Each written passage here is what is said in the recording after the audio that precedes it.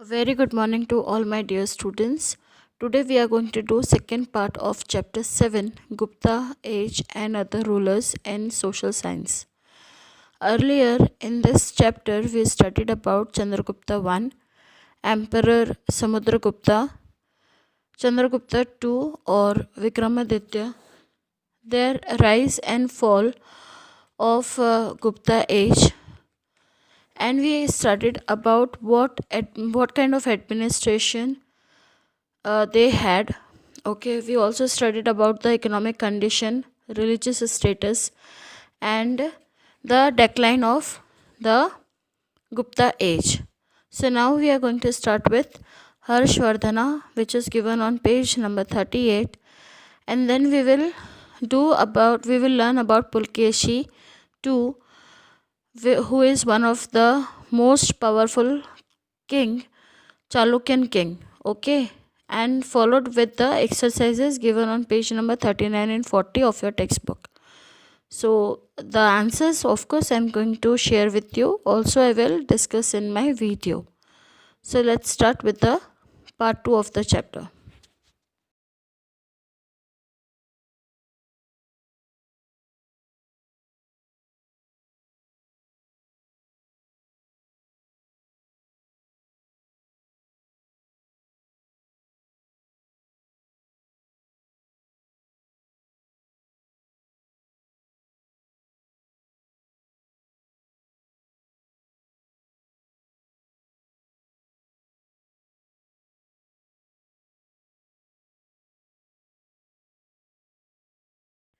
Emperor Harshvardhan.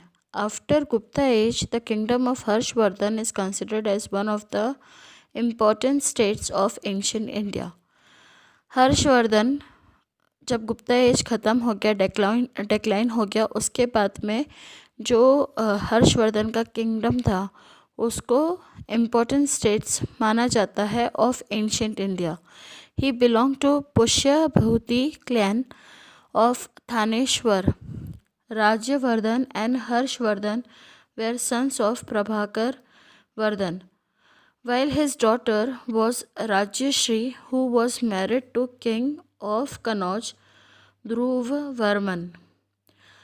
जो प्रभाकर वर्धन थे, उनके दो पुत्र थे, दो बेटे थे, राज्यवर्धन और हर्षवर्धन, और उनकी एक डॉटर थी जिसका नाम था राज्यश्री वर्धन.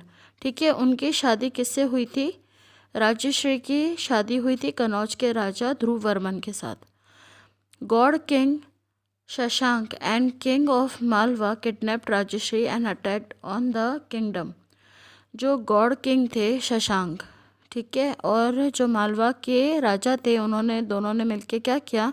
राजश्री को किडनैप कर लिया और उन्होंने उनके राजश्री के जो किंगडम था उसके ऊपर आक्रमण कर दिया, which created a major crisis. Rajyavardhan died while trying to save Rajshri. Rajshri को बचाते हुए जो राज्यवर्धन थे उनकी मृत्यु हो गई. In such an emergency situation, emperor Harsh ascended the throne in 606 AD. He saved Rajashri. Not only this, he started his proper rule in both the states Kannauj and Thaneshwar. क्योंकि उनके बड़े भाई राज्यवर्धन की मृत्यु हो गई थी अपनी बहन को बचाते हुए, राजगद्दी पे कौन आया? हर्षवर्धन आए. ठीक है, कब आए? 606 AD में आए और उन्होंने अपनी बहन को बचा लिया.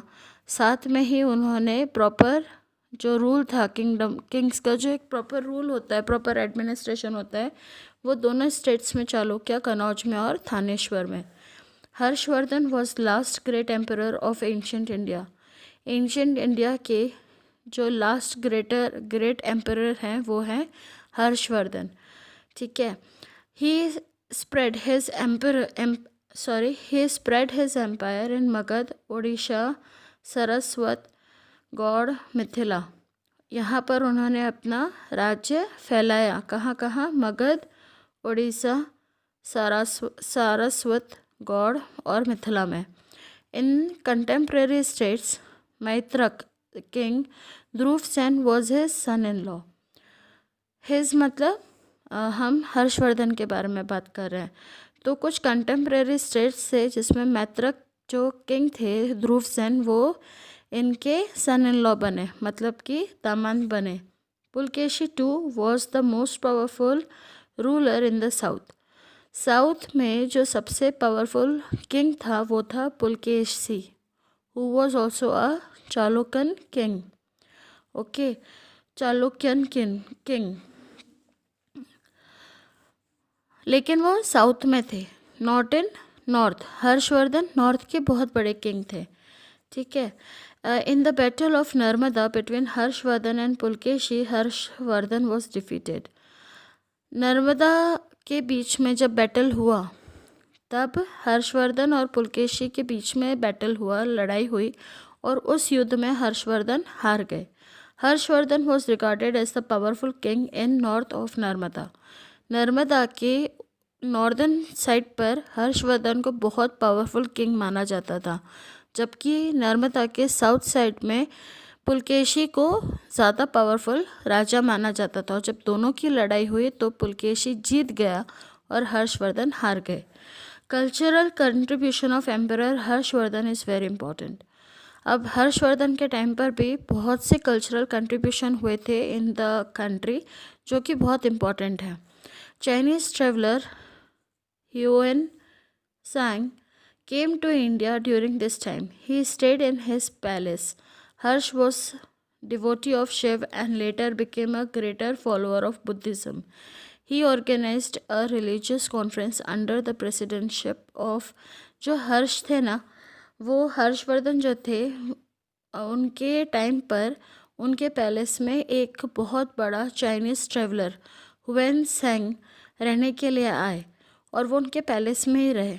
जो हर्षवर्धन थे वो शिवजी के बहुत बड़े भक्त थे और बाद में बुद्धिज़्म के सबसे बड़े फॉलोअर बने, और उन्होंने बहुत सारी कॉन्फ्रेंस, जो रिलीजियस कॉन्फ्रेंस होती थी, वो सब भी ऑर्गेनाइज की है।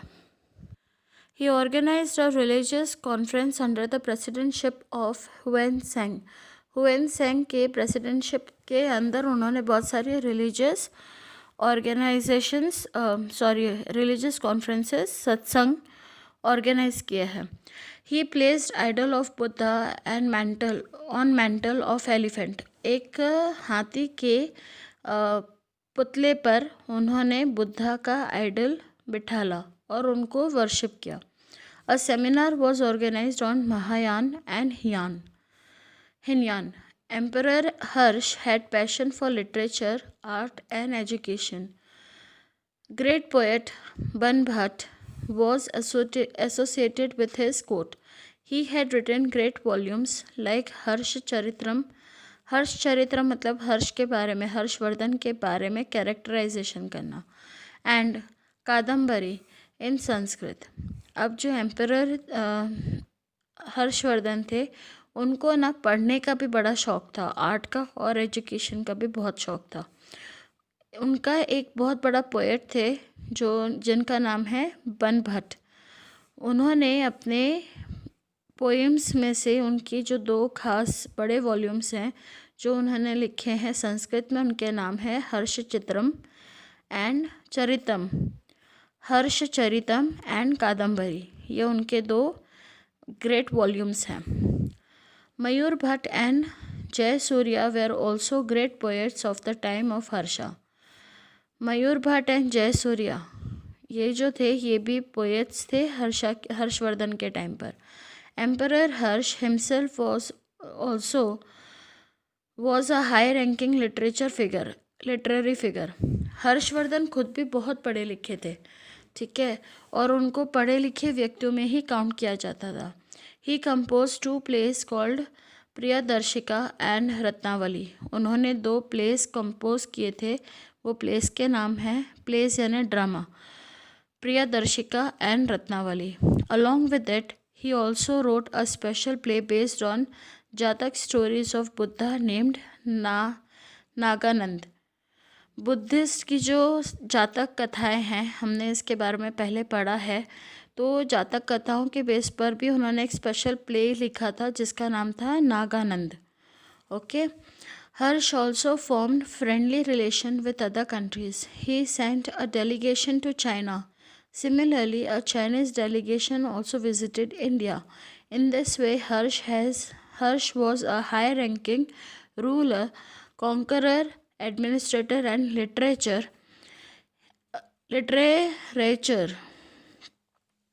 He donated 100 villages to sustain Nalanda विद्यापीठ. अब ये जो नालंदा विद्यापीठ थी उसको बचाने के लिए उन्होंने क्या किया, 100 विलेजेस जो थे, 100 गांव जो थे उसको डोनेट कर दिया. ठीक है. So this was all about emperor Harshvardhan. Pulkeshi II. Among the contemporary kings of Emperor Harsha's time, Pulkeshi II was the most powerful Chalukyan king. He took the power from Rashtrakutas in Maharashtra and established a state. Pulkeshi II ruled for almost 40 years. He even defeated Emperor Harsh. He was a great winner. After defeating Kadam, Gangas of Maheshwar, Mauryas of Konkan, he received the title of Lord of the South. He also defeated Lat, Malav, and Gurjars. He was the ruler of all his religions. He was the ruler of all his regions of Karnataka, Maharashtra, and Konkan. Just like Harsh, he had also developed relations with other countries. He had sent one of his ambassador to Iran's emperor Khusru, who was his friend. ना पुलकेशी जो थे वो सबसे बड़े और सबसे powerful Chalukyan king माने जाते थे साउथ में, लेकिन हर्षवर्धन को हरा के वो पूरे कंट्री में सबसे पावरफुल बन गए. उन्होंने महाराष्ट्र से भी उनका पावर छीन के, महाराष्ट्र के राजा जो थे राष्ट्रकूटास, उनसे पावर छीन के वहाँ पर अपना स्टेट एक इस्टेब्लिश किया. उन्होंने तकरीबन 40 साल तक राज किया और फिर उनको एक वो बहुत बड़े विनर माने जाते थे. और इसकी वजह से जब उन्होंने इतने सारे राज्य जीत लिए और उनकी जगह पर सारे जो अपने ही किंग्स, अपने ही स्टेट्स को बनाया, तो उनको when he became the great winner, उनको टाइटल रिसीव हुआ as lord of the south. He also defeated Lat. अब लाट, मालव और गुर्जर्स को हराने के बाद में वो बहुत ही शक्तिशाली हो गए और उन्होंने कहाँ कहाँ पे कौन कौन से रीजन में राज्य किया, कर्नाटका में, महाराष्ट्र में और कोंकण में. और हर्षवर्धन की तरह ही उन्होंने भी दूसरे देशों के लोगों के साथ में ट्रेड रिलेशंस बनाए और उसको डेवलप किया. और यहाँ तक कि उनका एक दोस्त था ईरान का एम्परर खुसरो II. ठीक है. और उनके लिए उन्होंने अपना एक एम्बेसडर भी भेजा था. Other states. At this time, other states included Pallavas of Kanchi, Gurjars, Pratihars of Rajasthan, Maitriks of Vallabhi, Gurjars in South Gujarat, Karkotako of Kashmir, etc. Pallavas of Kanchi had become famous for their architecture and art. They built many temples of Brahma, Vishnu, Mahesh by cutting rocks. ठीक है. उन्होंने क्या किया, जो पल्लवास थे ना, उन्होंने बहुत सारे रॉक्स को कट करके बहुत सारे टेम्पल्स बनाए ब्रह्मा, विष्णु, महेश के. और पुलकेशी के बाद में और भी अलग अलग स्टेट्स के जो राजा थे वो धीरे धीरे पनपने लगे, जैसे कि पल्लवास ऑफ कांची, गुर्जर्स है ना, Pratiharas of Rajasthan, Maitrakas of Vallabhi, Gurjar south Gujarat में और करकोटाको कश्मीर के, ये सब भी आगे आने लगे. इन सब के बारे में भी आपको पढ़ने मिलेगा. ठीक है. Pallavas who built chariot temple on sea shore have increased India's cultural prosperity. Pallavas वो थे जिन्होंने चैरियट टेम्पल समुद्र के किनारे बनाया और जिसकी वजह से जो हमारा इंडिया का जो कल्चरल प्रॉस्पेरिटी थी वो बढ़ गई। Kailashnath temple built in Kanchipuram can be considered as the best temple of the time. जो कैलाशनाथ टेम्पल है, कैलाशनाथ महादेव का टेम्पल है जो कि कांचीपुरम में है, वो उस टाइम पर बेस्ट टेम्पल घोषित किया गया था, माना जाता था। Okay, so with this we end the chapter 7 over here and I hope आपको ये सारा जो भी अभी तक हमने पढ़ा है इसके पहले वाले वीडियो में और अभी के वीडियो में आपको समझ में आया होगा। एंड अगर आपको नहीं समझ में आया है या आपको कुछ डाउट है या फिर आप कुछ और इसमें ऐड करना चाहते हैं तो आप इस वीडियो के कमेंट बॉक्स में लिख सकते हैं। So thank you. Okay, and आप please just go through the chapter. I am sure ये वीडियो देखने के बाद में जब आप चैप्टर पढ़ेंगे तो आपको अच्छे से याद होगा। आपको अपने नोट्स खुद बनाने हैं क्योंकि मेरे नोट्स मेरी समझ के हिसाब से हैं। आप जब पढ़ेंगे तो आपको आपके नोट्स खुद पता चलेंगे। मेन पॉइंट्स जो भी आपको लगते हैं वो आपको अपनी नोटबुक में अच्छी हैंडराइटिंग में लिखना है। Okay, now let us discuss the exercises. Exercises, let's start from page number 39. Question number 1. Choose the correct alternative and write correct answer. Now here you have to do this exercise in your textbook. First question, who was the founder of Gupta dynasty? Gupta dynasty का founder कौन था? So Gupta dynasty का founder था कौन थे? Sri Gupta. Sri Gupta was the founder of Gupta dynasty. Which king is shown in the coin as playing veena? Veena किसका best playing instrument था? समुद्रगुप्ता का। So answer is A, Samudragupta. Question number 3. During whose time the iron pillar was constructed in Delhi? Iron pillar किसके टाइम पर दिल्ली में construct किया गया था? So answer is A, Chandragupta 2. Question number 4. Which Vidyapeeth was founded in the time of Kumar Gupta? Kumar Gupta के time पर कौन सा विद्यापीठ बनाया गया था? So it is Nalanda. Okay, answer B, Nalanda. Question number 2. Answer the following questions in short. आपको शॉर्ट में ही आंसर्स लिखना है। सो आप अपनी नोटबुक में पहले क्वेश्चन नंबर 1 कॉपी करेंगे, then you will write answer number 1. Later you will write question number 2 followed by answer number 2. So question number 1 over here and question number 2 is, in which emperor's age Gupta age was known as golden age? So it was, the answer is the Gupta age was known as golden age in the age of emperor Chandragupta II. Chandragupta 2 के time पर जो Gupta as थी उसको golden age कहा गया था, that is Vikramaditya के time पर. Question number 2. Who was the writer of Harshacharitam? Harshacharitam के लेखक कौन है? The great poet Banabhatta was associated, who was associated with Harshvardhana's court, was the writer of Harshacharitam. Okay, now match the following. You have to match the following A with the information given in section B. So chief commander, who was the chief commander? महाबालाधिकृत जो थे वो chief commander थे.